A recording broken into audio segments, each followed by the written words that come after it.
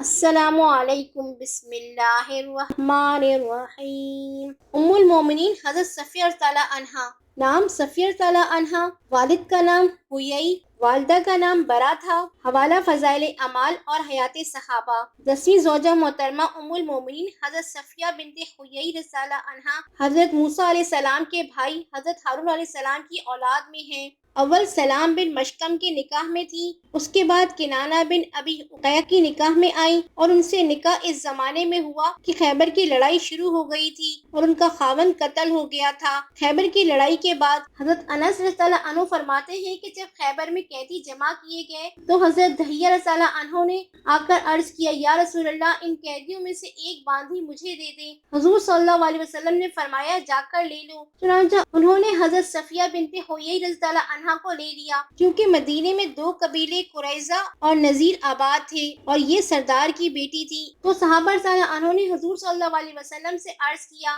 یا رسول اللہ، آپ صلی اللہ علیہ وسلم نے قریظہ اور نذیر کے سردار کی بیٹی صفیہ بنت حیی رضی اللہ عنہا حضرت دحیہ رضی اللہ عنہ کو دے دی، وہ تو آپ صلی اللہ علیہ وسلم ہی کے مناسب ہیں۔ جب حضور صلی اللہ علیہ وسلم نے انہیں دیکھا تو فرمایا، اے دحیہ، تم اس کی جگہ قیدیوں میں سے کوئی اور باندھی لے لو۔ پھر حضور صلی اللہ علیہ وسلم نے انہیں آزاد کیا اور ان سے شادی کر لی۔ حضرت انس رضی اللہ عنہ فرماتے ہیں کہ ہم لوگ خیبر گئے۔ جب خیبر کا قلعہ اللہ تعالیٰ نے فتح کر کے حضور صلی اللہ علیہ وسلم کو دے دیا تو آپ صلی اللہ علیہ وسلم کے سامنے کسی نے حضرت صفیہ بنت حیی رضی اللہ عنہا کے حسن و جمال کا تذکرہ کیا۔ ان کا خاوند قتل ہو چکا تھا اور ان کی نئی شادی ہوئی تھی، وہ ابھی دلہن ہی تھی، تو حضور صلی اللہ علیہ وسلم نے انہیں اپنے لیے خاص کر لیا۔ حضور صلی اللہ علیہ وسلم انہیں وہاں سے لے کر چلے۔ جب آپ صلی اللہ علیہ وسلم صفیہ مقام کے سرنامی پہاڑ کے قریب پہنچے تو حضرت صفیہ رضی اللہ عنہا حیض سے پاک ہو گئی، تو حضور صلی اللہ علیہ وسلم نے ان سے خلوت فرمائی۔ پھر حضور صلی اللہ علیہ وسلم نے چمڑے کے دسترخوان پر کھجور، گھی اور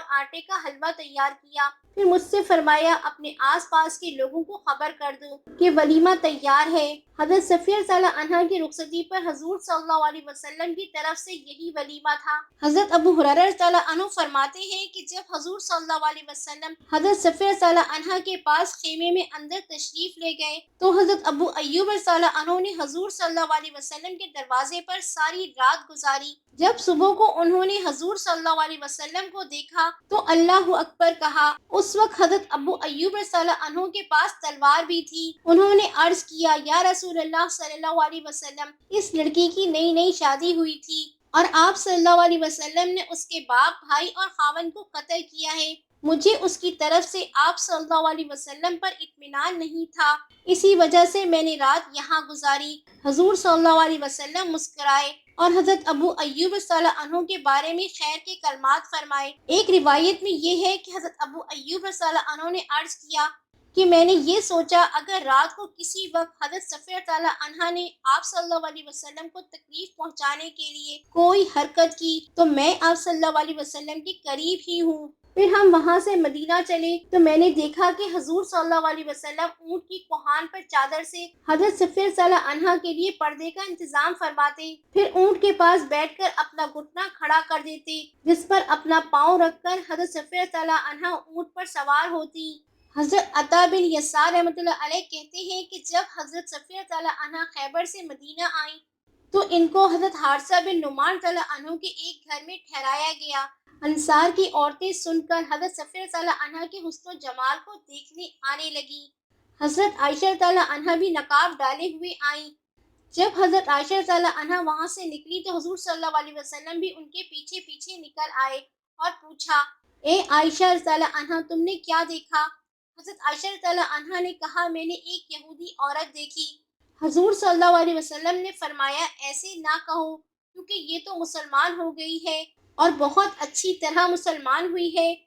حضرت سعید بن مسیب رحمۃ اللہ علیہ سے صحیح سند سے روایت ہے کہ جب حضرت صفیہ رضی اللہ عنہا آئیں تو ان کے کان میں سونے کا بنا ہوا کھجور کا ایک پتا تھا۔ انہوں نے اس میں سے کچھ حضرت فاطمہ رضی اللہ عنہا کو اور ان کے ساتھ آنے والی عورتوں کو ہدیہ کیا۔